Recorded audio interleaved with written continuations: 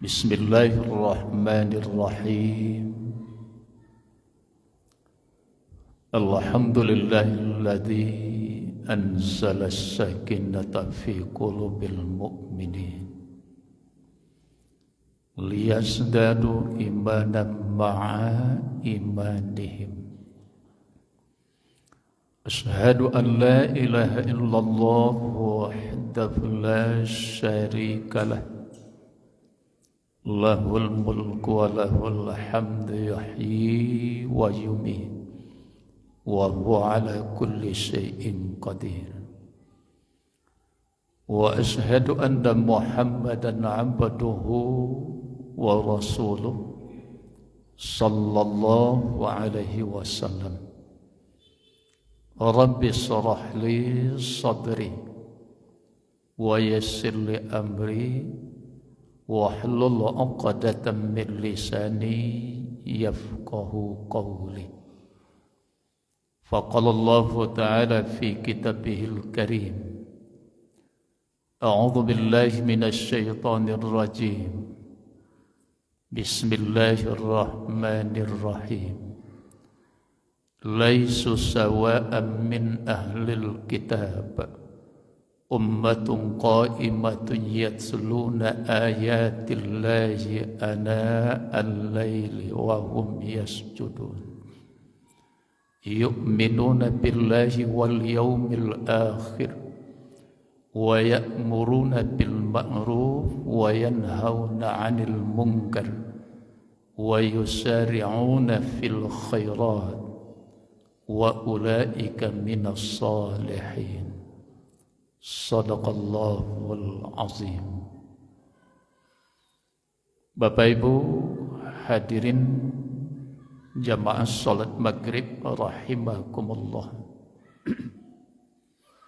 Kita bersyukur kepada Allah, alhamdulillah, sampai hari ini, saat ini kita masih diberikan kesehatan, kekuatan, dan sekaligus juga kesempatan, sehingga kita masih dapat meluangkan waktu kita untuk hadir bersama-sama di masjid yang kita cintai ini dalam rangka memenuhi panggilan Allah bagi kita selaku hambanya, yakni melaksanakan sholat fardu maghrib secara berjamaah. Alhamdulillah, tugas itu telah selesai kita laksanakan. Namun demikian kita selalu berharap, memohon melalui doa kita masing-masing kepada Allah. Semoga ibadah yang sudah kita lakukan ini ada dua hal yang menjadi harapan bagi awak. Yang pertama, ibadah itu diterima oleh Allah. Yang kedua, diberikan balasan pahala yang setimpal di sisinya.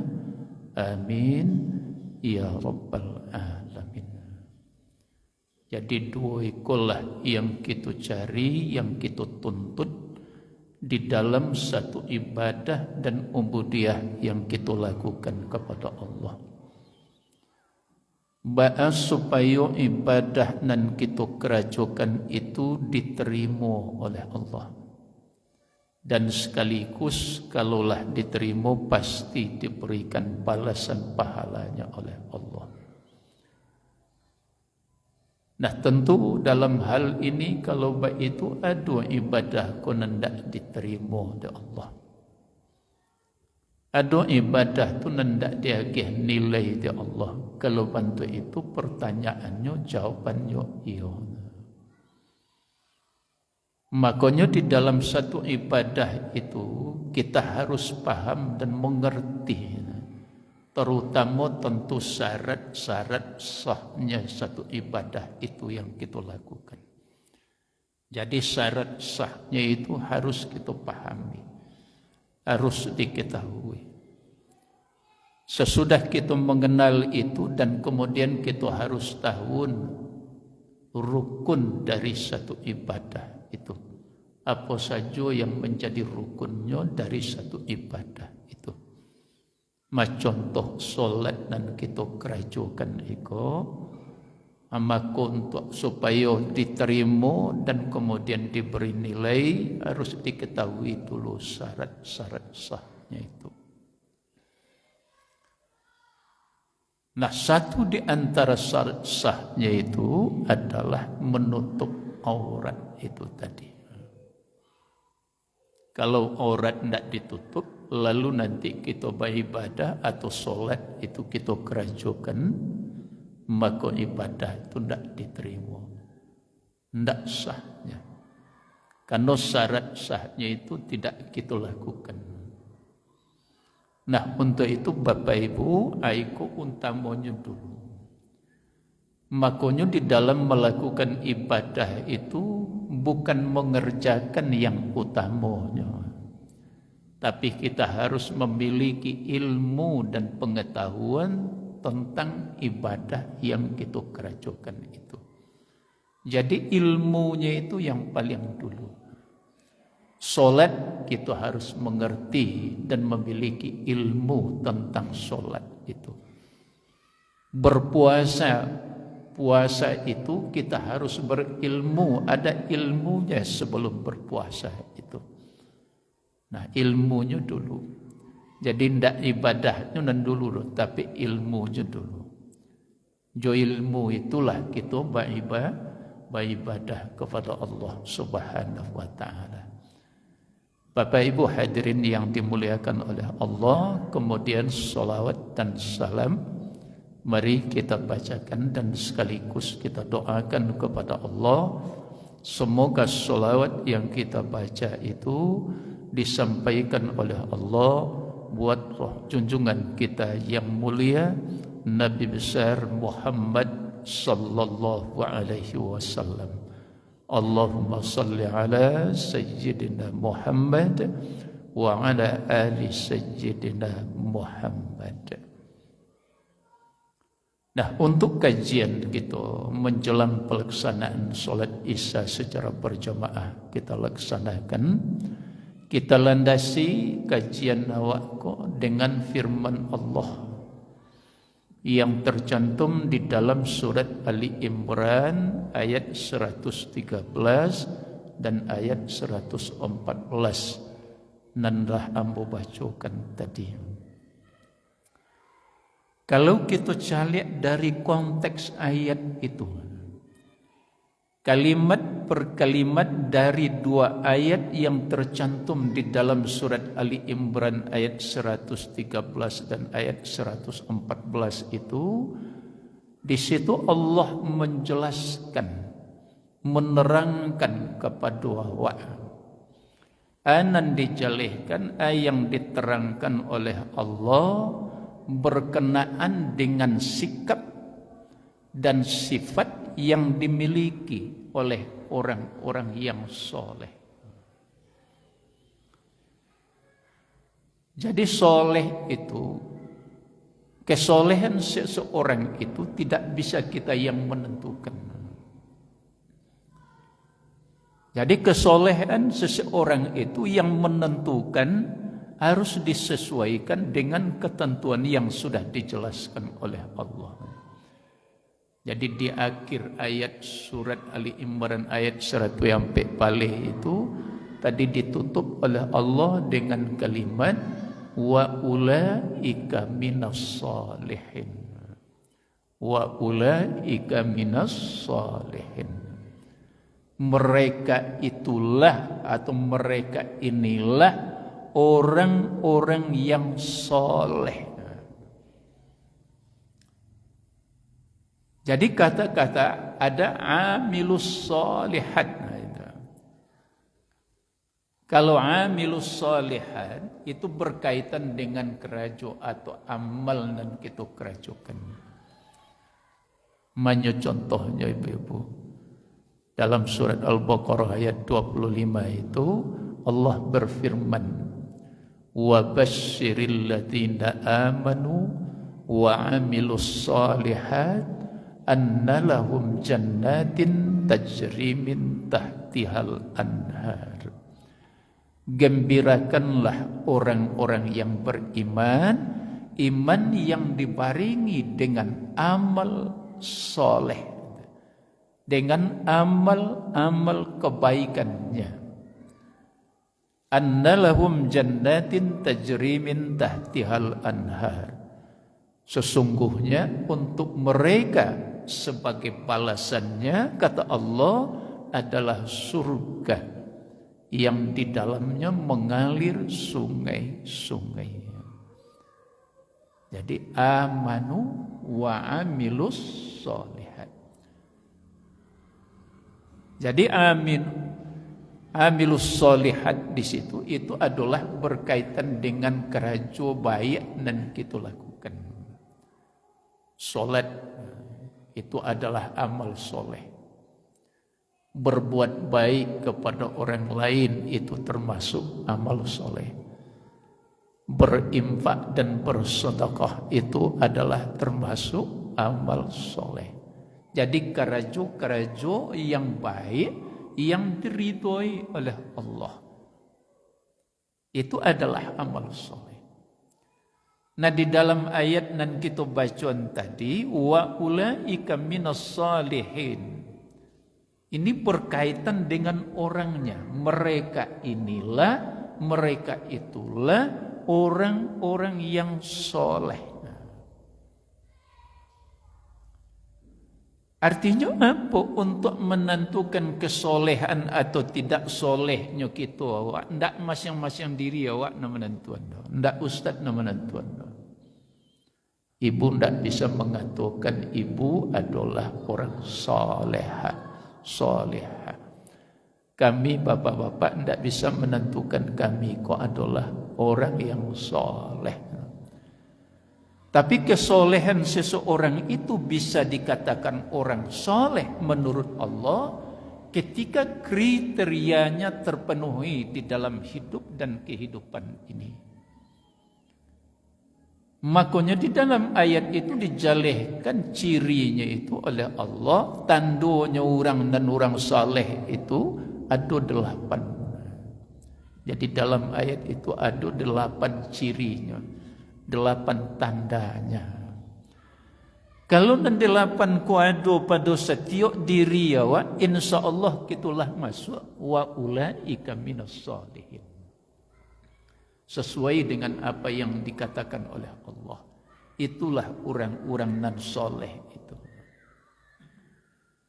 Manyo dan 8 itu nan dijalehkan dalam ayat itu kita ambil, dan pertama adalah yatsluna ayatillah. Ambo duluan iko. Yatsluna ayatillahi ana al-lail. Jadi orang-orang yang selalu, yang senantiasa membaca ayat-ayat Allah, ayat Allah itu dibaca ana al-lail. Itu menurut Allah. Jadi di malam hari itu yang menjadi amalan kerajonannya kerajokan nyobaco ayat Allah itu di malam hari. Jadi ba'amaku malam di situ. Karena malam itu dari kerajuawak siang tadi sibuk, malam kok lah banyak ruang waktu yang bisa kita pergunakan untuk beribadah itu. Terutama membaca Al-Quran itu. Jadi ikut satu. Jadi orang nan rajin, orang nan selalu, nan senantiasa membaca ayat-ayat Allah itu. Kalau ada amalan itu nandakkan pernah rugi kita dunia dan akhirat kalau itu diamalkan oleh awak. Jadi ada amalan yang kita kerajokan di dunia ku nandak pernah akan rugi awak. Tapi akan nanti senantiasa mendapat kebahagiaan dan kesuksesan itu. Labo yang besar nanti di sisi Allah Subhanahu wa ta'ala. Makanya itu dijelaskan dalam surat Al-Fatir itu. Surat Fatir ayat 29 itu. Innal ladzina yatsluna kitaballah wa aqamus shalah wa anfaqu mimma razaqnahum sirran wa alaniyah yarjuna tijaratan lan tabur. Jadi yarjuna tijaratan lan tabur. Mereka berharap kepada suatu perniagaan yang dimana tidak akan pernah mereka rugi, tapi akan selalu mendapat laba yang besar nanti di sisi Allah. Di mana itu? Di akhirat. Yarjuna tijaratan lan tabura. Jadi orang yang melakukan, jadi nanti adalah, jadi mereka berharap kepada suatu perniagaan yang akan senantiasa mendatangkan keuntungan yang besar, yang tidak akan pernah mereka rugi sedikit pun nanti di akhirat.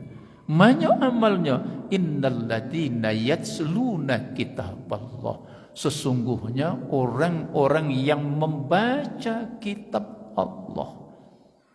Artinya Al-Qur'an. Aduk kata qara'a, ada yatslu.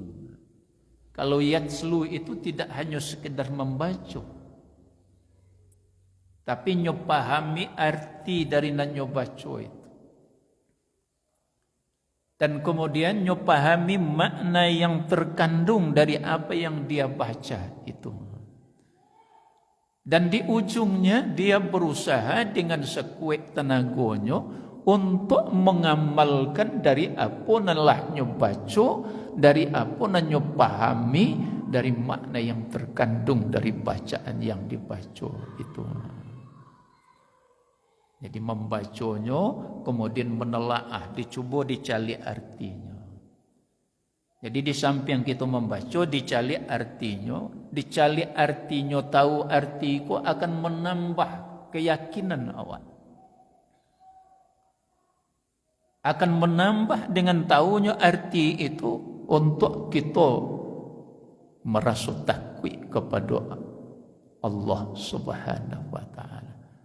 Apalagi sampai dalam memaham di situ, kalau tahu menafsirkan atau tafsiran dari ayat dan kita baca itu. Nah contohnya, itu membaca surah Al-Baqarah ayat kedua itu. Dzalikal kitabu la raiba fihi hudan lil muttaqin. Lil muttaqin. Petunjuk bagi orang-orang yang bertakwa. Nah, apa yang dimaksud dengan lil muttaqin, bertakwa di situ? Jadi ada penjelasannya. As-sairuna itu disebut as-sairuna ila taqwa bimtisalil awamir wajtanibun nawahi li'ittiqaihim bidzalikan nar. Itu maksudnya lil muttaqin. Jadi hudal lil muttaqin, zalikal kitabu la raiba fihi hudal lil muttaqin.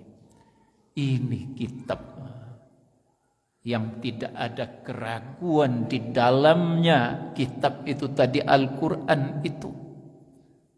Aduh kita nak ragu tentang isi Al-Quran. Aduh nak kita keragui daripada ayat dan sebanyak 6.236 ayat itu.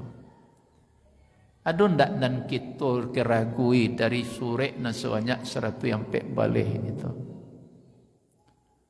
Dari ayat 6.236 ayat itu,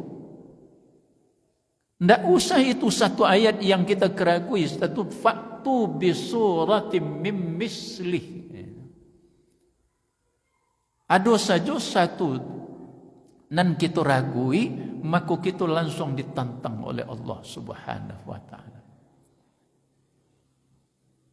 Kalau ada manusia kita yang ragu tentang isi Al-Quran, tentang kebenaran dari ajaran Allah ini, wahyu Allah ini,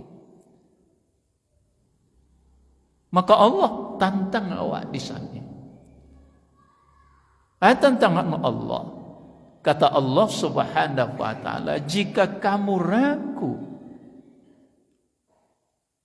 tentang kebenaran apa yang ada di dalam Al-Quran itu, ragu awak tentang Al-Quran itu, kata Allah, fa'tu bisuratim mim mislih. Acu datangkan di awak seumpama surah. Surah makna di situ adalah penggalan ayat itu saja. Cuba alif selain alif nandadu dalam Al-Quran itu. Buat mim selain mim nandadu dalam Al-Quran itu. Bisa kita tidak membuat mim? Tidak bisa. Jadi surah di situ penggalan dari ayat itu, bukan satu ayat. Kalau ragu awak tentang kebenaran dari Al-Quran itu, langsung Allah tantang awak. Acu datangkan seumpama surah itu. Coba kata Allah. Coba Al-Quran kepada awak. Tidak usah satu surah, satu ayat saja.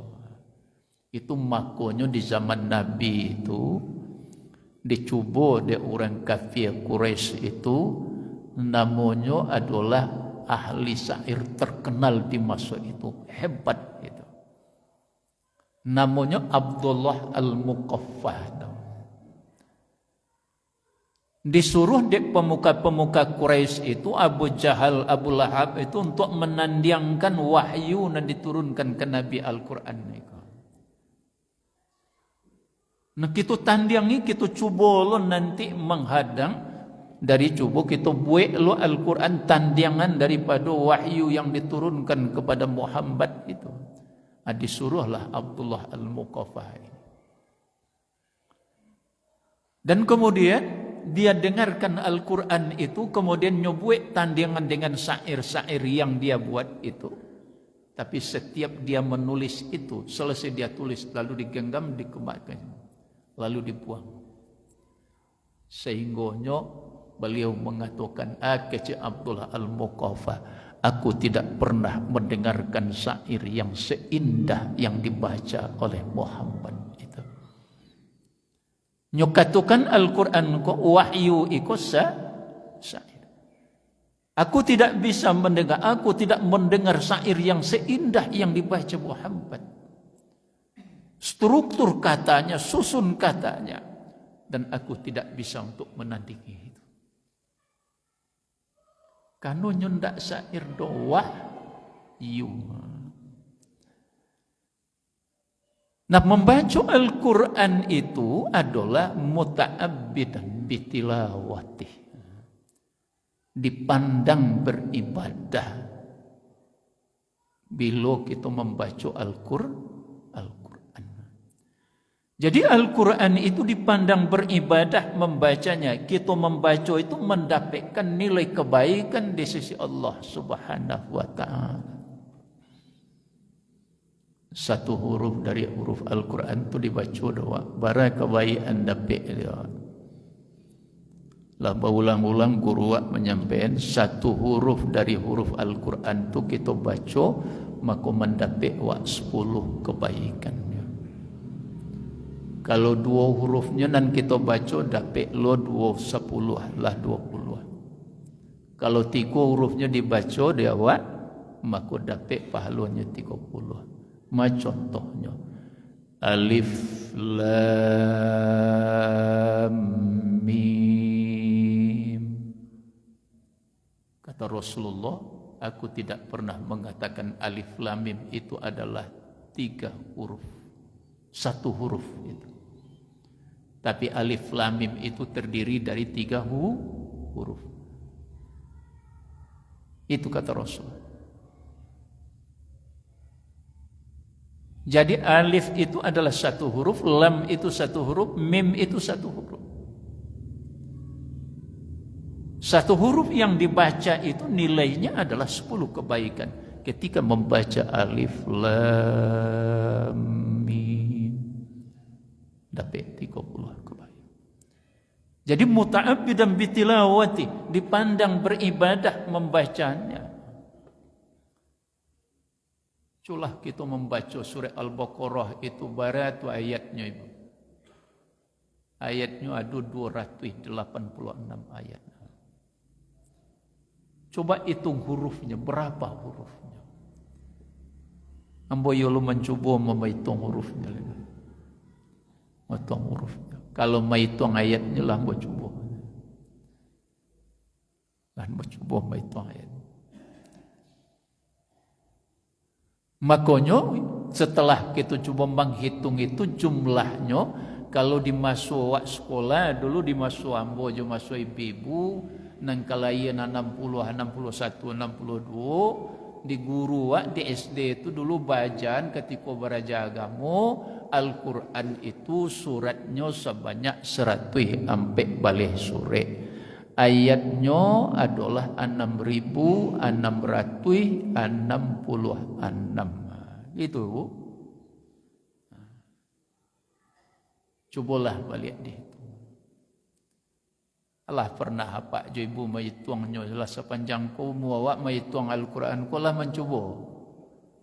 Alun leh. Cuba je lah menjelang mati kat sekali. Menghitungnya. Mulai dari surat Al-Fatihah sampai ujungnya nanti An-Nas. Surat 100 sampai balik. Ambo menghitung itu. Bamu ko kari hatimu menghitung ibu jo bapak dulu. Ambo mengaji. Mengaji serupa itu. Ketika ambo menjalihkan surat Al-Quran ini terdiri dari 114 surat. Kemudian terdiri dari sebanyak 6.666 ayat. Sumangi mana ambo menyampaikan itu. Lalu dari ujung serupa pak duduk di sini nyangkek telunjuknya. Buya, ambo bertanya ke Buya cik. Apa nangka pak tanyuan pak? Allah pernah Buya menghitung ayat Al-Quran surah sebanyak 100 sampai balik itu. Itu pertama Buya. Bagaimana kau berani Buya mengatakan ayatnya 6.666? Itu pembohong publik namanya tu keciknya kamu. Sehingga merah telinga kau bantu sembalado mu. Nyokatai mu dakik nerami tu. Kok datang surang kamari selesai mengaji, Allah pernah Buya mengitungnya. Iyo sakitu ayatnya. Jadi awak ku adab itu perlu juga. Pundak mulia memperbalui guru tu di kelayak rami. Ambo yakin bana dan percaya bana apa-apa nan duduk di bawah jo ibu di bawah banyak nan tahu daripada ambo. Cuma ibu duduk di siku nan ndak muah. Nan duduk di siku nan menyampaikan iku adalah fakir dengan ilmu. Tapi kalau ada memang satu pertanyaan nan harus disampaikan yang sangat prinsip itu kita harus melihat situasi. Ajan diuji lo guru. Nyondak kesadon guru ko hebat. Bareh ko ndak sangu. Apa-apa nan duduk di bawah ko. Ambo kan ndak tahu. Anak kami nan duduk di hati aja merasa santiang Allah. Cuma bisa menyampaikan. Jadi di dalam hal itu kecik ambo belum pernah. Saya belum pernah. Kalau belum pernah Ustaz mengitungnya membantu itu, anan Ustaz sampai ini itu adalah pembohongan terhadap publik itu.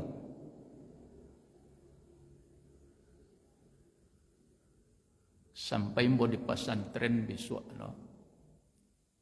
Pagi di pesantren mau kumpulkan anak 2 kelas mau kumpulkan. Mau suruh menghitung ke saudara nyambo menghitung lah. Nan 2 kelas ko jadi 10 dan 10 ko diulang balik menghitung. Kemudian diambil lo sesudah itu beranam, sesudah itu tigo-tigo diantar. Sesudah itu ambo cocon 2 kali ulang dan bantu itu, ternyata rasalah itu jumlahnya 6.236 ayat. Nah, coba aja lah dihitung. Kalau ndak batuan bo berarti sasik lo ulang lo balik. Jadi untuk itu. Jadi itu jumlah. Nah di ayat surah Al-Baqarah ayat 286 ayat hurufnya bara itu. Ba'amaku disuruh bana wa membaca ayat Al-Quran ko Al-Quran iko. Karena Al-Quran tu hudan. Panduan hidup nan kita jalani di bumi Allah iko. Disiko undang-undangnya kesadualahnya. Terdiri dari sebanyak 100 sampai balik pasal dan kemudian 6.236 ayat. Jadi bab 1 iko serupa itulah. Iko yang menjadi panduan. Kalau kita tidak mengerti dan paham dengan panduan hidup iko, disitulah. Maka kadang-kadang kita jatuh ke jurang yang tidak diridhoi oleh Allah Subhanahu wa taala. Jadi maka di situ. Di samping Al-Quran nan kita baca kon nanti adalah ikulah nan menjadi kawan setia di saat kawan ndak ada nanti. Kan Allah lah mengatakan dalam firman-Nya, wattaqu yawman la tajzi nafsun 'an nafsin syai'a wa la yuqbalu minha syafa'atun wa yu'khadhu minha 'adlun wa la hum yunsarun. Itu kata Allah. Takutilah olehmu akan suatu hari. Hari yang dimaksud di situ adalah yang dimaksud hari kiamat atau nanti hari akhirat itu nanti. Nah di saat itu nanti tidak ada seorang pun yang bisa menolong dan membantu kita seketik pun. La tajzi nafsun 'an nafsin syai'a. Tidak ada seorang pun yang akan bisa menolong dan membantu awak pada saat itu nanti. Sedikit pun tidak ada seorang pun yang bisa menolong. Wala yuqbalu minha syafa'atun. Tidak diterima di saat itu yang namanya bantuan syafaat itu tidak diterima. Pertolongan dari orang lain itu tidak diterima. Kecuali syafaatnya itu dari Rasulullah. Itu lain lagi. Wala yu'khadhu minha 'adlun. Tidak berlaku di saat itu tebusan. Sekalipun banyak na pitih. Santiang na pengacara na disio dawa. Lai kejadi 100 orang yang hebat-hebat. Kemudian pitih banyak loh. Ndak berlaku di situ pengacara itu, ndak berlaku pitih banyak itu.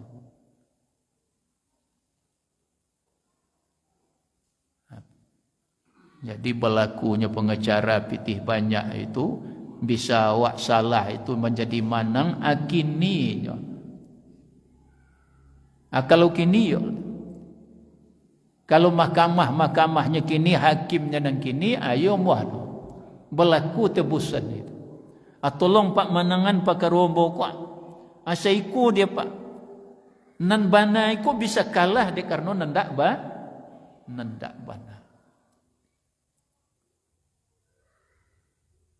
Nah itulah yang terjadi di dalam kehidupan awak kini. Hukum nanado itu tajamnya ke bawah, tumpu ke kate. Tajamnya ke awak. Kasihan itu rakyat, rakyat lah nama rasai. Rakyat nama rasai. Aku lah nyobuik lu ulah balik. Kalau dapat ndak pajak ndak bagiannya minyak untuk minta ndak. Nyobuik lo. Siapa nama buik ulah tu? Si Balul namun. Nyomain-mainkan. Coba bayangkan. Bapak Ibu hadirin yang dimuliakan Allah. Ini yang terjadi. Kalau kini nanti itu bisa. Kalau kini kita bersidang Bapak Karu, awak pitih banyak pengacara hebat. Nan bana aku bisa dikalahkan. Dan tidak bana. Bisa terjadi yang seperti itu. Walahum yusarun. Tidak ada suatu orang pun yang nanti menolong nanti. Membantu itu. Jadi tidak ada yang akan membantu awak. Jadi nak menyelesaikan pakaru awak kok. Nanti ketika kita sudah kembali menghadap Allah adalah masing-masing kita. Apa yang bisa menyelesaikan amal kebaikan yang kita buat kini, solat yang kita kerjakan, infak sedekah nalah kita agiakan, puasa nalah kita kerjakan. Itulah amalan-amalan masing-masing awak kolah nan tampil nanti nangka bisa menyelamatkan kita. Selain dari itu, saya sudah sampaikan juga, termasuk dari membaca Al-Quran itu amalan untuk awak. Ini akan tampil nanti, akan datangnya nanti. Ikulah nangka menjadi kawan setia awak di saat kawan tidak ada nanti. Di dalam satu sabdanya Rasulullah mengatakan innal kubra yunadi minkul, disebutkan. Jadi innal kubra yunadi kulla yaumin 5 marrat, itu kata Nabi. Sesungguhnya kubur itu berseru, berteriak, mengingatkan kepada kita yang hidup ini. Siapa yang mengingatkan? Kubur itu kata Nabi berseru mengingatkan kita nan adoko. Dalam sehari itu mereka itu berseru 5 kali sehari. Setiap hari itu 5 kali. Innal kubra yunadi kulla yaumin 5 marrat. Itu kata Rasul. Sesungguhnya kubur itu berseru setiap hari itu 5 kali. Cuma sayang kita tidak mendengarkan itu. Tidak mendengar, tidak ditengahkan ke awak.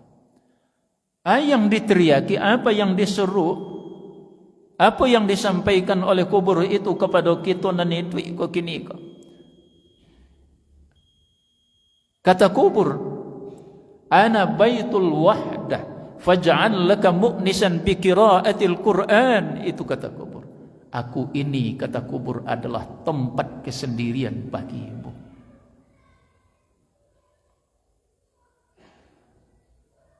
Tadi di kampung, salah seorang dari keluargamu, mama dia. Beliau seorang datuk penghulu lalu meninggal. Kemarin baru tadi berselesaikan. Ambo yang memandikan, ambo yang mengapani, ambo yang menjadi imam solat.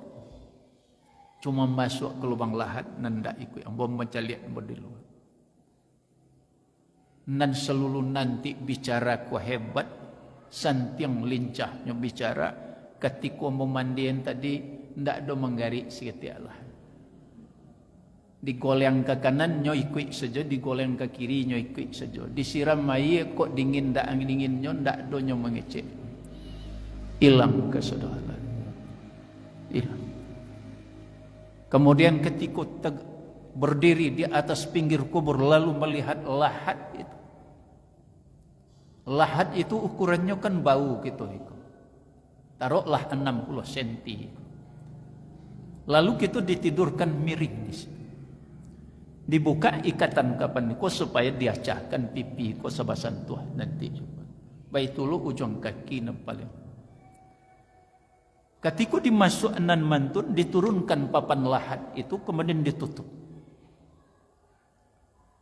Diturunkan tanah bangulai itu. Lahat itu lapang atau sampi. Ada lahat na lapang, ambo lalu ambo di sini. Lahat itu di Sumatera Selatan atau lapang lahat. Lalu ambo di sini. Tapi lahat na nado di kubuai ko ukurnya bangka.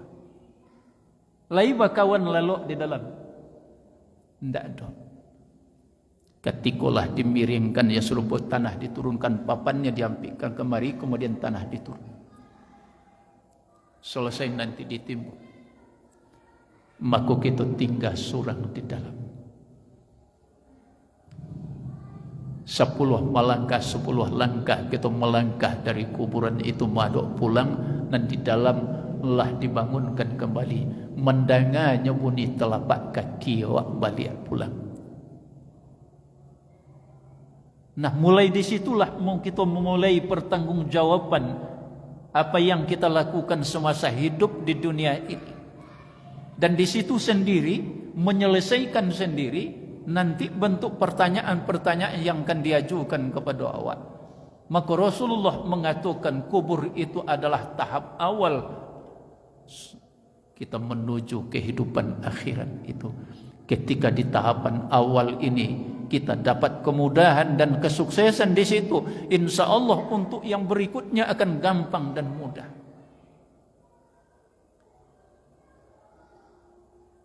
Nah, kubur tadi mengatakan, ana baitul wahdah faj'al laka mu'nisan bi qiraatil Qur'an. Sesungguhnya aku ini adalah tempat kesendirian bagimu. Masuk di situ ndak ada kawan, ndak ada menolong. Ndak dulu membawa piti, ndak dulu membawa minuman, ndak ada bawa kue. Surang. Maka kita diingatkan oleh kubur itu, faj'al laka mu'nisan bi qiraatil Qur'an. Bawalah kawan setiamu dari dunia itu ke dalam kubur kau, nan akan menjadi kawan untukmu, nan akan bisa diajak menjadi kawan, nan akan membelamu nanti di kubur kau. Itu bi qiraatil Qur'an. Dengan bacaan-bacaan nanlah kita baca dari Al-Quran. Tanya tu iko nang menjadi kawan setia kita. Kalau kita membaca hari kini dan selalu kita baca Al-Quran ikolah nang menjadi kawan awak nanti. Di saat orang tak ada nang membela awak nanti, inyulah nang membela awak. Inyulah nang mempertahankan gitu. Tidak hanya sampai di kubur, nanti sampai ke akhirat. Makanya Rasulullah ingatkan, Iqra'ul Qur'an fa innahu ya'ti yaumal qiyamah syafi'an li ashabi.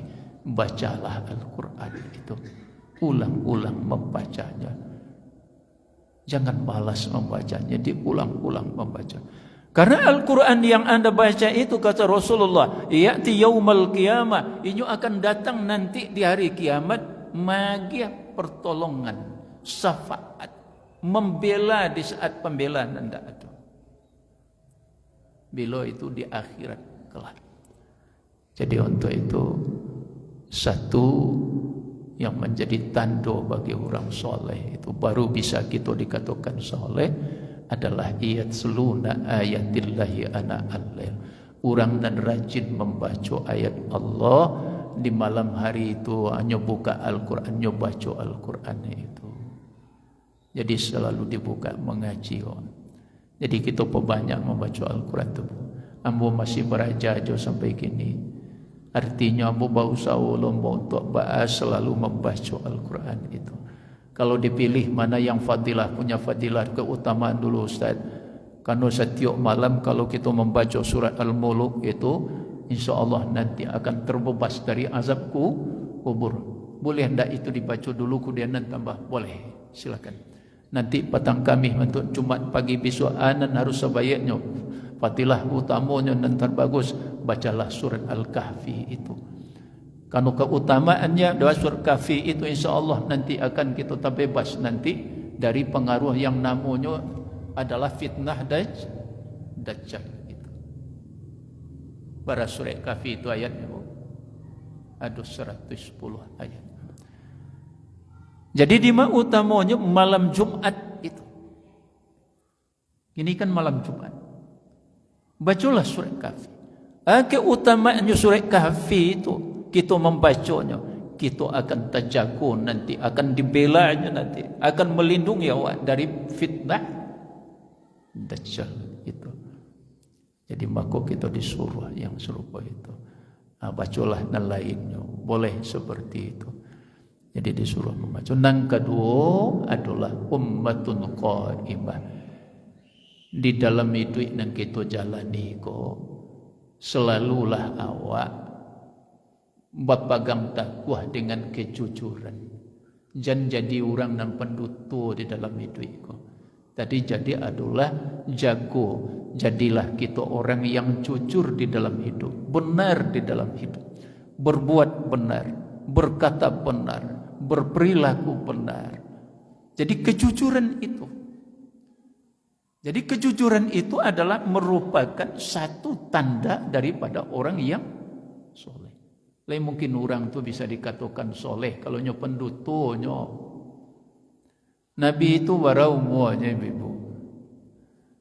Nabi itu umurnya 63 tahun. Coba wak sirah Nabi itu. Siapa itu Rasulullah itu? Selama 63 tahun tak sekali pun Nabi berduto. Awak barangkali awak berduto sehari. 63 tahun Nabi itu tak pernah berduto sekalipun. Kalau Nabi itu berdutonya, hilang identitas itu tadi. Tidak bisa beliau dikatakan sebagai seorang rasul. Maka sifat wajib Nabi itu yang pertama adalah siddiq. Jujur. Mana jujur itu Jokowi? Saluang salah menyampaikan Ustaz.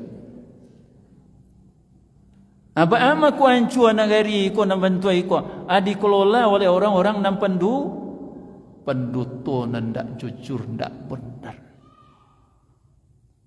Karena negeri ku dikelola oleh orang-orang yang ndak jujur itu. Seiku hancur. Rusak itu. Jadi untuk itu tentu kita harapan kita sangat jualah kepada pemimpinan hari kini ingin awak mencari rakyat ko sejahtera hidupnya itu sejahtera. Ambo mencari di Sumatera Selatan tu Pak lewat Bodi Muaro Enim itu menuju Lahat itu malam hari baru kemalinteh mantun namun sejam macetnya Pak. Lalu mau bertanya ke anak, apa kok macet di dalam hutan kok? Aduh apa nak? Kereta api membawa batu baru ya. Jadi gerbongnya itu indak 10 doa, sampai puluh melanjung ke TC-nya batu baru tu. Indak sekalinya lewat doa nanti sudah pun lewat nanti boikot. Di dalam hutan kok ada jo kereta api kok kecil bo. Iyo ya, siku kini tambangnya batu bara itu. Lalu kecil ambo dalam kapal ambo sabanyak ko batu baru ko pitihnya kama ko. Kok Sumatera Selatan ko ndak berubah-ubah jalannya berlubang jo bantu itu. Asas sesuai jo kaji awak. Karena yang mengelola itu orang ndak jujur. Cie itu Sumatera ko ibu-ibu.